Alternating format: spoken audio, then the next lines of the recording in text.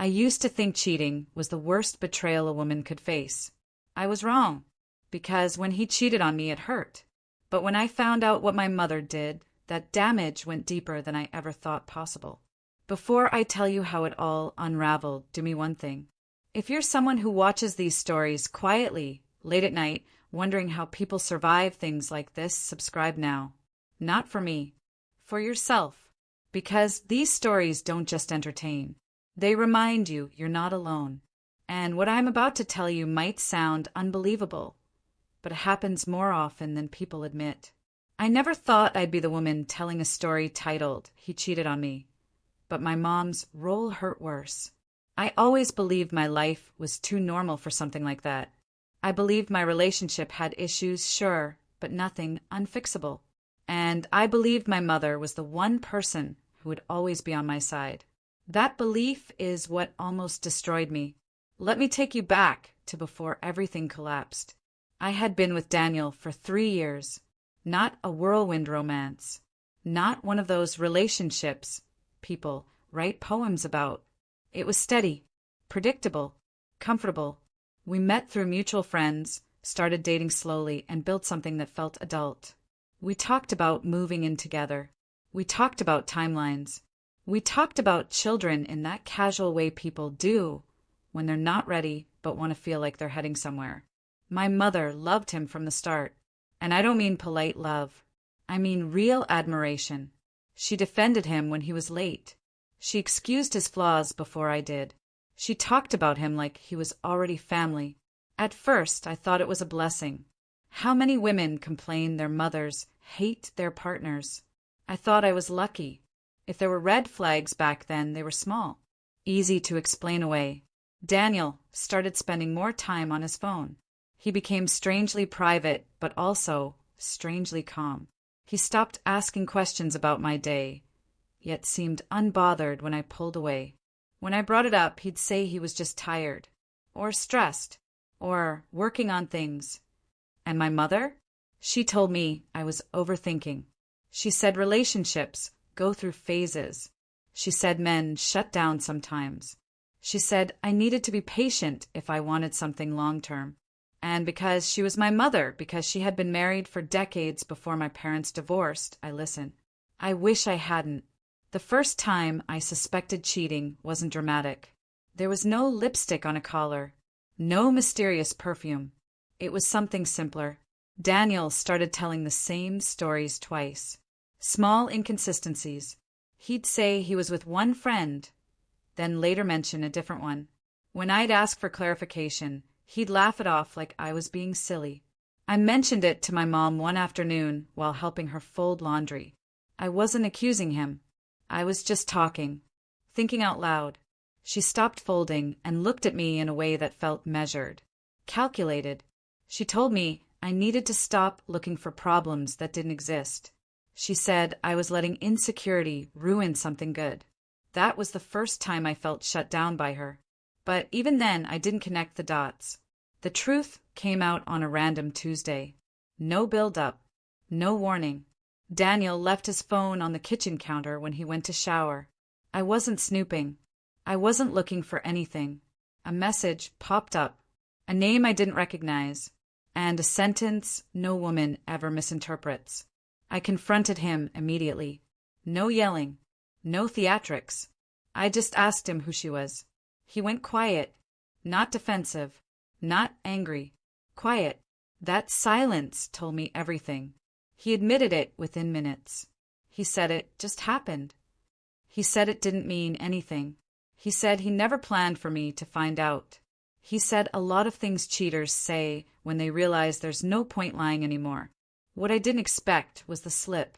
In the middle of his explanation, while trying to convince me this wasn't serious, he said, "I didn't think you'd find out this way, especially since your mom said."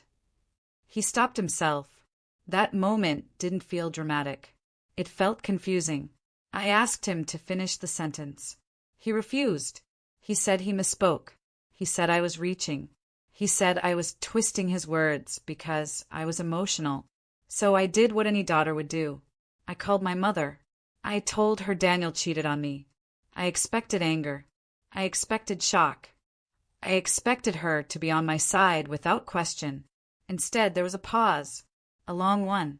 Then she said something that still echoes in my head. Well, relationships are complicated. That was it. No outrage. No sympathy. Just that. When I asked her what Daniel meant when he mentioned her, she got defensive. She said she had no idea what he was talking about. She accused him of trying to shift blame. She told me not to drag her into my relationship problems.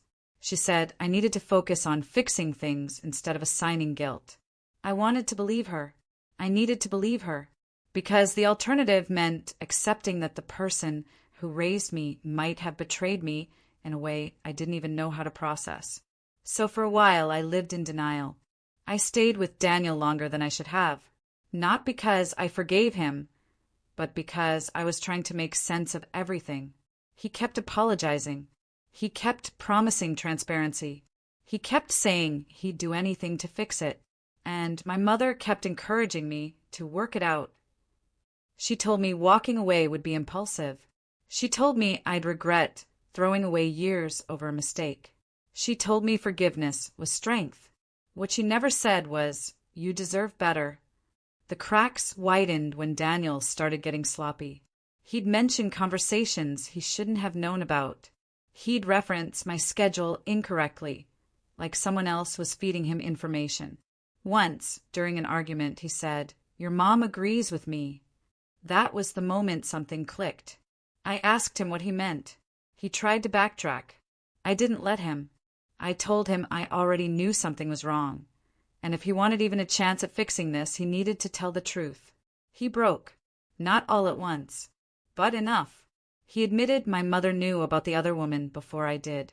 He admitted she told him not to tell me until he was sure what he wanted. He admitted she reassured him that I was emotional and would come around. He admitted she helped him frame conversations in ways that wouldn't alarm me. I didn't scream. I didn't cry. I didn't throw anything. I just left. That night, I sat alone trying to understand how betrayal like that even happens. I replayed every conversation with my mother, every piece of advice, every moment she told me to be patient, every time she dismissed my concerns. And suddenly, it all made sense in the worst way possible. But I still didn't know why. And that question, why my mother would do this, was the one that kept me up at night. That's when I decided to confront her again, not as a daughter seeking comfort, but as a woman demanding the truth. And what she said next would permanently change how I see love, loyalty, and family. I didn't confront my mother immediately, not because I was afraid, but because I needed to be sure. Once you accuse someone of something that changes the foundation of a relationship, you don't get to undo it if you're wrong.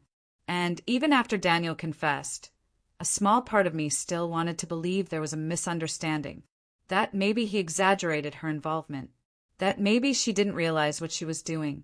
So I watched her. I paid attention to the things she said, the things she didn't, the way she talked about Daniel even after I told her I had left him. She never asked how I was sleeping. She never asked what I needed. Instead, she kept circling back to him, whether he had reached out, whether I had blocked him, whether I thought time apart might help him realize my value. It felt less like concern for me and more like damage control. One afternoon, I went to her house unannounced. I told her I needed to talk, not casually, not over coffee. I needed answers. She welcomed me in like nothing was wrong, asked if I was hungry, commented on my hair, mentioned a neighbor she was annoyed with. It was surreal how normal she was acting while my entire sense of reality was unraveling. I didn't ease into it. I asked her how long she knew Daniel was cheating. Her face changed, but not the way I expected. There was no shock, no confusion, just a tightening around her mouth. She asked me where I heard that. I told her Daniel confessed. I told her everything he said. I watched her carefully as I spoke. She sighed, not like someone caught in a lie, like someone tired of explaining themselves. She told me she knew something was going on. She said she didn't know all the details. She said Daniel came to her because he felt guilty and confused. She said she was just trying to guide him. Guide him. When I asked why she didn't tell me, she said she didn't want to hurt me unnecessarily. She said she believed he would end it and come back fully committed. She said she was protecting the relationship, not me, the relationship.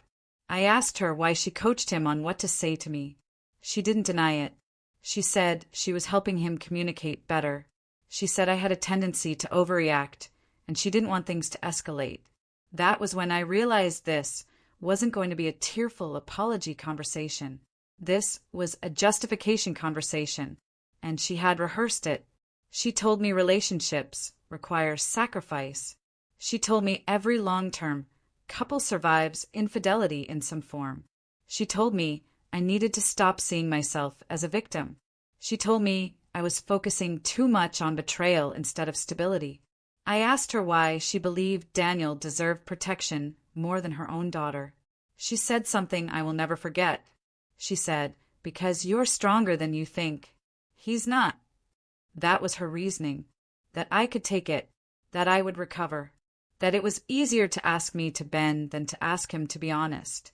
I left her house the day feeling like I had just met a stranger wearing my mother's face. For weeks after that, I didn't speak to either of them.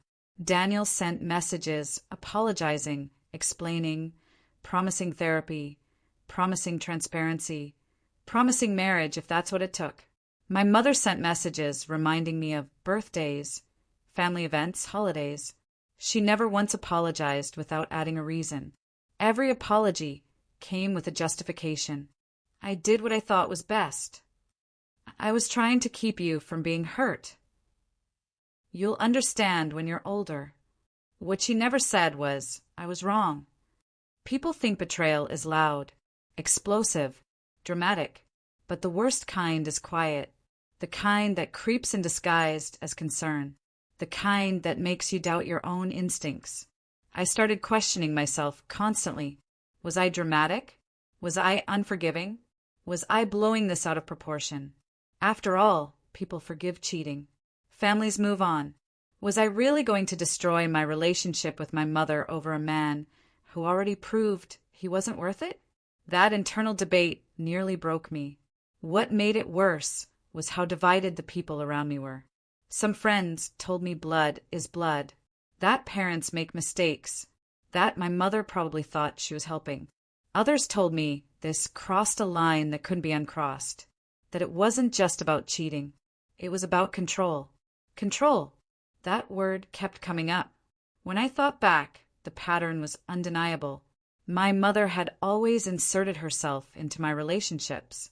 She had opinions about how often I should text, how much independence I should allow, when I should compromise. She framed it as wisdom, as experience. I framed it as care. Now I saw it differently. She didn't just want me happy. She wanted me manageable. Daniel wasn't the first partner she favored over my feelings. He was just the one she went the furthest for. I finally agreed to meet her again after weeks of silence. Not to reconcile, to close the door properly. I needed her to understand what she had done. This time I didn't accuse. I explained. I told her she didn't just help him cheat. She helped him lie. She helped him manipulate. She taught him how to gaslight me using my own trust in her. I told her that when I doubted my instincts, it was because she trained me to. She listened quietly. Then she said something that made everything clear. She said, "I didn't think you'd leave." That was it. That was the truth beneath everything. She believed no matter what happened, I would stay. I would adjust. I would endure. Because that's what I had always done. She miscalculated. I told her I was stepping back. From her. From the version of our relationship that no longer felt safe. I told her I needed space to figure out who I was without her voice in my head. She accused me of being ungrateful. She accused me of choosing pride over family. She accused me of punishing her for trying to help. And that's when I understood something important. She didn't see what she did as betrayal. She saw it as authority. Walking away wasn't dramatic. It wasn't loud. It was quiet, final. In the months that followed, the silence was harder than the confrontation. There were no daily calls, no advice, no familiar presence. And sometimes late at night, I wondered if I had overreacted, if cutting off my own mother was too extreme. But then I'd remember the nights I cried alone while she reassured the man who hurt me. I'd remember how easily she dismissed my pain when it inconvenienced her idea of stability. And I'd choose distance again. Healing didn't come in waves. It came in fragments. Small moments where I trusted myself. Moments where I said no without guilt. Moments where I didn't explain my decisions to anyone. I didn't miss Daniel. Not really. What I missed was the illusion that the people closest to me would always protect me. That illusion died, but something else took its place. Clarity.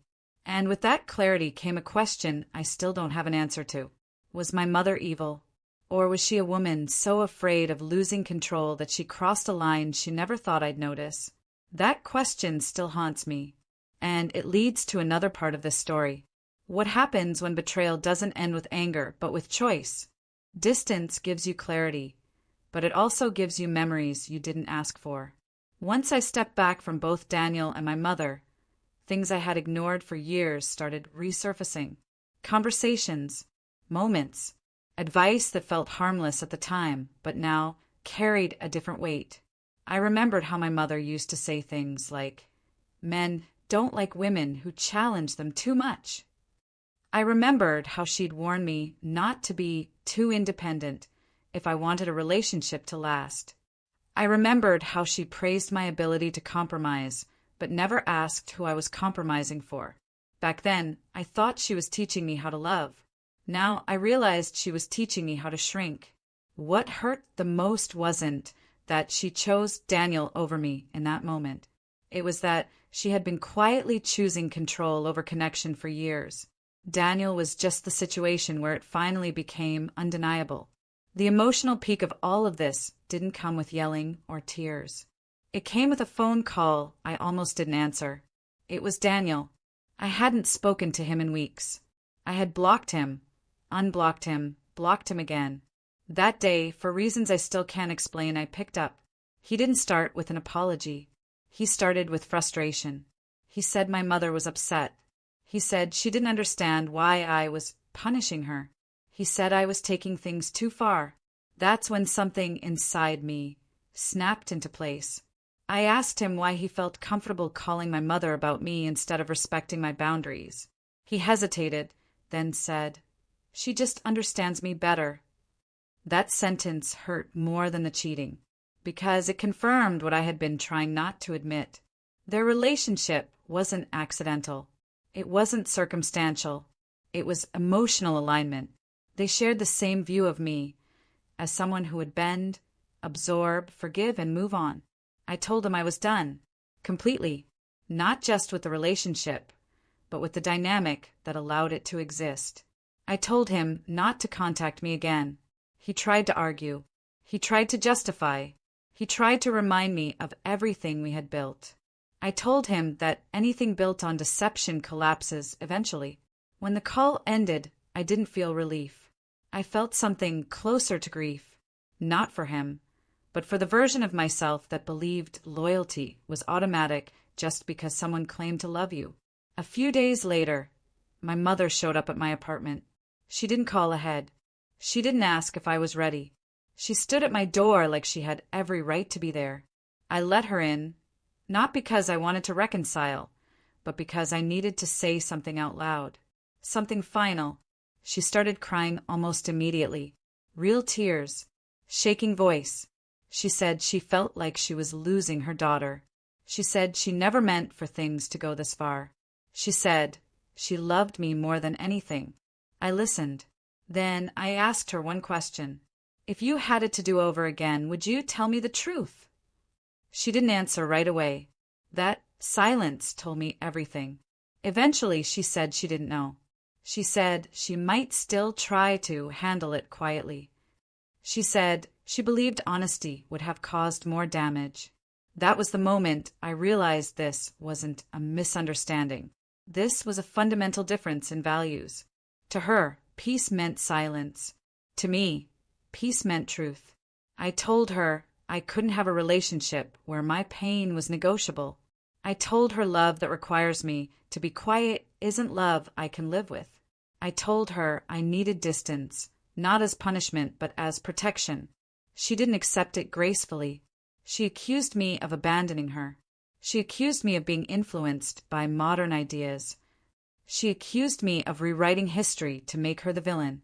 I told her I wasn't asking her to see herself as the villain. I was asking her to see me as her daughter. She couldn't. That's when the emotional peak truly hit, not as a dramatic explosion, but as a clear, irreversible understanding. My mother didn't betray me by accident. She betrayed me because she believed she knew better than me, and she believed that belief justified everything. Walking her to the door felt heavier than ending my relationship with Daniel ever did, because breakups are expected. Losing faith in your parent is not. After she left, I sat alone in my apartment for a long time, not crying, not spiraling, just sitting with the reality that some relationships don't end in closure. They end in clarity. The weeks that followed were strange, quiet, lonely, but also honest. For the first time in my life, I made decisions without filtering them through someone else's expectations. I stopped explaining myself. I stopped defending my choices. I stopped trying to be understood by people who benefited from misunderstanding me. I went to therapy, not because I felt broken, but because I wanted to understand how I had learned to ignore my instincts for so long. What I learned there was uncomfortable but freeing. I learned that betrayal hurts most when it comes from someone who trained you to trust them unconditionally. I learned that control often disguises itself as care. And I learned that boundaries feel cruel only to people who are benefiting from you not having any. Every now and then, guilt would creep in, especially on holidays, especially on birthdays, especially when mutual relatives would ask how my mother was doing. I learned to sit with that guilt without letting it dictate my actions. Because guilt doesn't always mean you're wrong. Sometimes it just means you changed. I don't hate my mother. That surprises people when I say it. I don't hate her. I just don't trust her. And there's a difference. Trust, once broken at that level, isn't repaired with apologies. It's repaired with accountability. And accountability was something she still wasn't ready to offer. As for Daniel, he faded quickly. The bond he thought he had with my mother didn't replace what he lost. He reached out once more months later, saying he finally understood what he did wrong. I didn't respond. Understanding after the damage is still damage. The hardest part of this entire experience wasn't losing a partner or creating distance from a parent. It was accepting that love doesn't guarantee loyalty, and that sometimes the people who claim to protect you are the ones you need protection from. That realization didn't make me bitter. It made me precise, and it set the stage for the final question I still wrestle with. A question that doesn't have a clean answer. Time didn't fix what happened. It clarified it.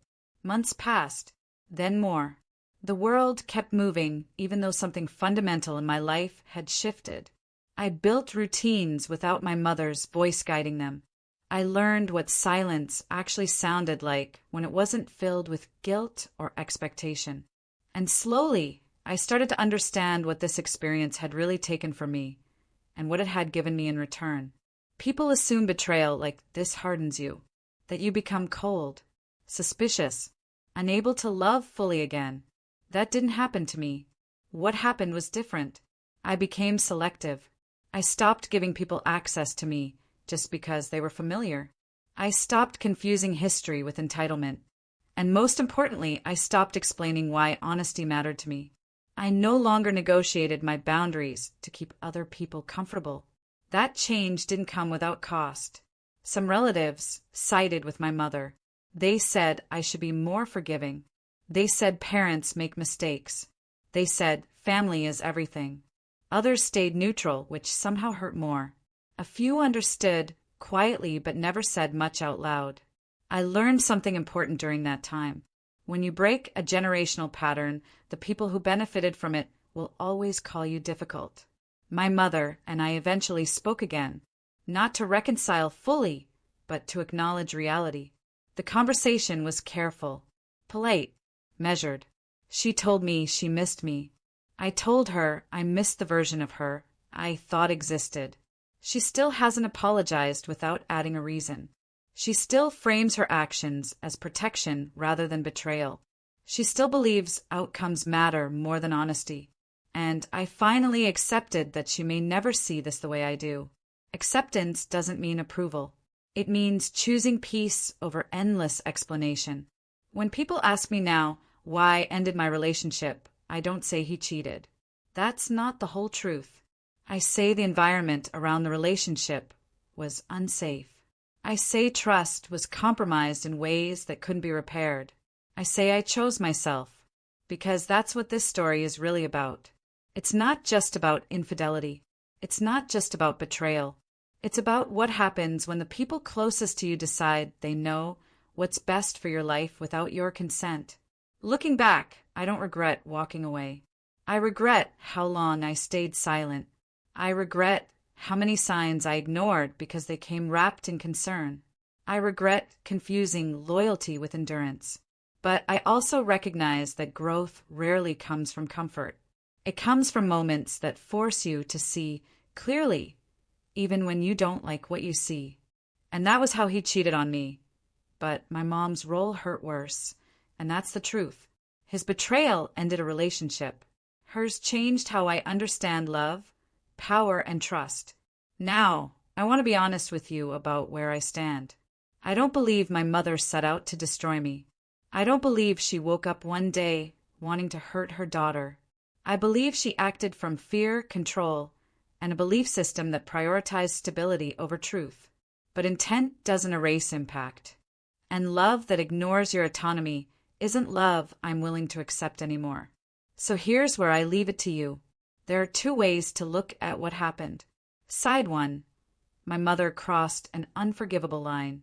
Betrayal is betrayal, no matter the motive. Helping someone cheat on your child and hiding the truth breaks trust beyond repair. Side two, she thought she was protecting the relationship. She believed she was preventing pain, not creating it. Her actions were misguided, but not malicious. I know where I stand. I believe love without honesty is manipulation. I believe protection that removes someone's agency is control. And I believe that if someone truly loves you, they don't decide what pain you're allowed to know about. But I also know life isn't black and white. Families are complicated, and sometimes the people who hurt us the most are the ones who believe they're helping. So I want to know what you think. Was this unforgivable? Or was it a tragic mistake rooted in fear and control? Would you have walked away or tried to repair it? Leave your thoughts in the comments. I read them all. And if this story resonated with you in any way, if you've ever felt betrayed by someone who was supposed to protect you, make sure you're subscribed. There are more stories like this. Real ones. Messy ones. Stories that don't give easy answers, but remind us we're not alone in asking hard questions. Because sometimes the deepest wounds don't come from strangers. They come from behind closed doors.